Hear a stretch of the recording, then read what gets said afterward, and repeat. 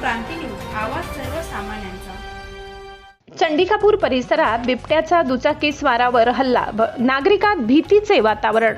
दिंडोरी तालुक्यातील चंडिकापूर व परिसरात बिबट्यांचा वावर मागील काही महिन्यांपासून वाढला असून नागरिकांमध्ये भीतीचे वातावरण निर्माण झाले आहे। दिनांक 30 मार्च रोजी सुमारे 9 वाजेच्या सुमारास दुचाकीवरून शेतात पाणी भरण्यासाठी जात असताना सुरेश बागुल यांच्यावर बिबट्याने झडप घालत हल्ला केला।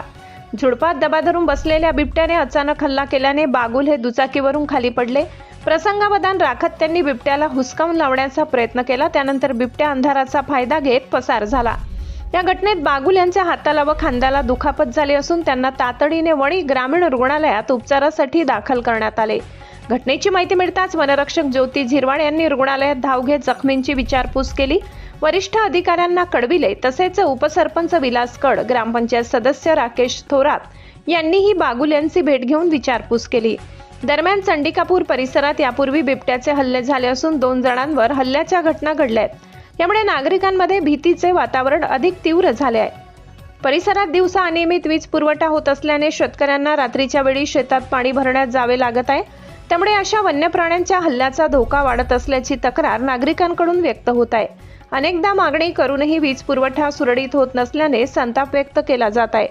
नागरिकांच्या सुरक्षेच्या दृष्टीने बिबट्यांचा बंदोबस्त करण्यासाठी आवश्यक उपाययोजना करण्यात येणार असून परिसरात पिंजरे लावण्यात येतील अशी माहिती वन विभागाकडून देण्यात आली आहे। प्रतिनिधी सागर मोर, वणी, दिंडोरी। कामानिमित्त चंडिकापूरमध्ये गेलो होतो, तिकडनं येत होतो। येताना म्हणजे रस्त्याने चंडिकापूर तो शिवबांधाचा रस्ताच आहे, त्या रस्त्याने बरेच लोक आपले येता जाता रात्रीचे सगळं पाणी भरायला सगळे त्यानं राहत होते। तर ते मला असं समोर असं काही दिसलं नाही, पण मग अचानक जेव्हा तिने झडप मारली ना माझ्यावर, त्यावेळेस मी गाडी खाली दाबून राहिली, तो पुढे गेला। मी तेवढ्या याच्यामध्ये तरी उठून दगड उचलून तर तेव्हा तो बाजूला येऊन गेला। नंतर परत उजान तिने हे केला, पण गाडी चालू असल्यामुळं मी गाडी उचलून लगेच माझा स्वतःचा जीव वाचवला। तुमचं नाव काय? माझं नाव सुरेश सोनवार। काय बिबट्या होता का नाही का वाघ होता? नाही बिबट्या, कारण की काही ठिकाणी चंडिकापूरमध्ये सांगताय का वाघ आहे म्हणजे तो हे पुढच्या चढलेला आहे। असं कधीच घडल्या नाही पाहिजे। तो एवढ्या चालू गाडीवर म्हणजे अटॅक करतोय ना। ते मागच्या वेळेस बी कोणावर अटॅक झाला होता? चंडिकापूरचे त्यांच्यावर बी 2 म्हणजे वडिलांवर आणि मुलावर अटॅक झाला होता ना? तो कालच ना, परवा।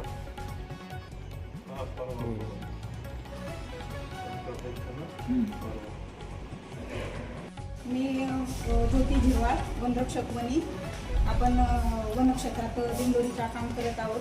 तर आज संध्याकाळी 9 ते 9:30 वाजेच्या सुमारास सुरेश बागुल यांच्यावर बिबट वन्य प्राण्याने अटॅक करण्याचा प्रयत्न केला आहे। तर त्यांच्या हाताला लागलेला आहे। तर हाताला लागलं, त्यांना तात्काळ दवाखान्यात आणलेलं आहे, त्यांच्यावर उपचार केलेले आहेत। तर आपण उद्या तात्काळ तिथं पिंजरे लावून सकाळी पिंजरे लावून देऊ आणि त्यांना जे काही नुकसान भरपाई असेल, त्यांचं जे खर्च जे असेल डॉक्टरांचं झालेलं किंवा त्यांना जेही मेडिकल लागेल किंवा काही जेवढाही खर्च झाला असेल त्यांना ते देण्यात येईल। आणि आपण एवढंच वन अधिकाऱ्यांनी सांगू शकतो आम्ही का आपण आपल्या परिसरात खूप अनेक दिवसांपासून बिबट्यांचा वावर आहे। तर आपण आपल्या परिसराची किंवा आपल्या घरच्यांची काळजी घ्यायला पाहिजे किंवा आपण बाहेर पाणी भरायला जात असताना आपण आपल्या सेफ्टीसाठी काहीतरी काठी हातात ठेवली पाहिजे किंवा मोबाईलवर गाणे लावले पाहिजे। अशा पद्धतीने काहीतरी आपण उपाययोजना केल्या तर आपली पण सेफ्टी होईल, जेणेकरून 1 मिनिट। आज संध्याकाळी आपले शेतकरी सुरेश बागुल हे मळ्यामध्ये मोटर चालू करण्यासाठी गेलेले असताना तिथं बिबट्याचा वावर त्या परिसरात कायमस्वरूपीचा असून 2 दिवसापूर्वी पण चंडिकापूर गावातील 2 शेतकऱ्यांवर बिबट्याने हल्ला केला होता।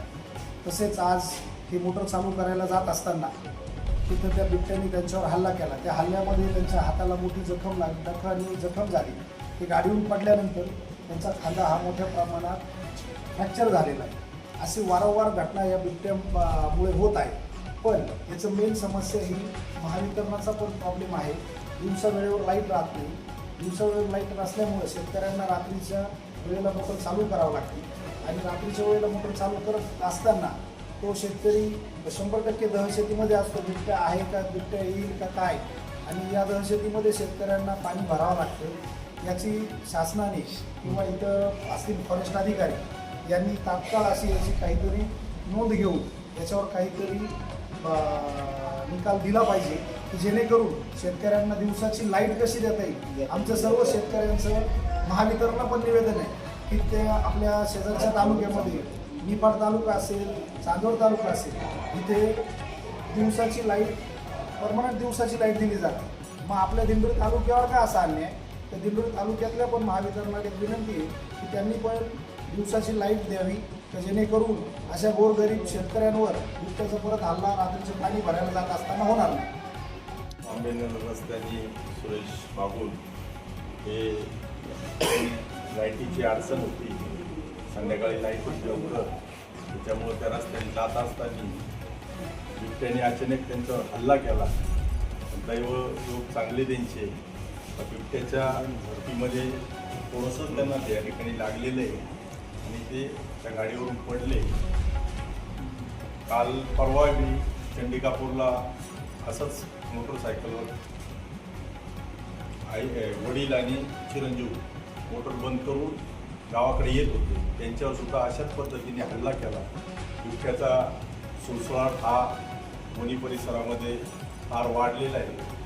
त्वरित त्या ठिकाणी पिंजरे वगैरे लावून फॉरेस्ट डिपार्टमेंटने त्याचा बंदोबस्त करणं गरजेचं आहे. आणि जी काही लाईटची समस्या आहे ही समस्यासुद्धा त्या ठिकाणी डिपार्टमेंटने थोडंसं लक्ष घालून ही समस्या जी असेल ती लवकर त्या ठिकाणी दुरुस्त केली पाहिजे, जेणेकरून शेतकऱ्यांना रात्रीचे त्या ठिकाणी पाणी भरायची वेळ आली नाही पाहिजे. या पद्धतीने त्या ठिकाणी थोडंसं ते नियोजन केलं पाहिजे.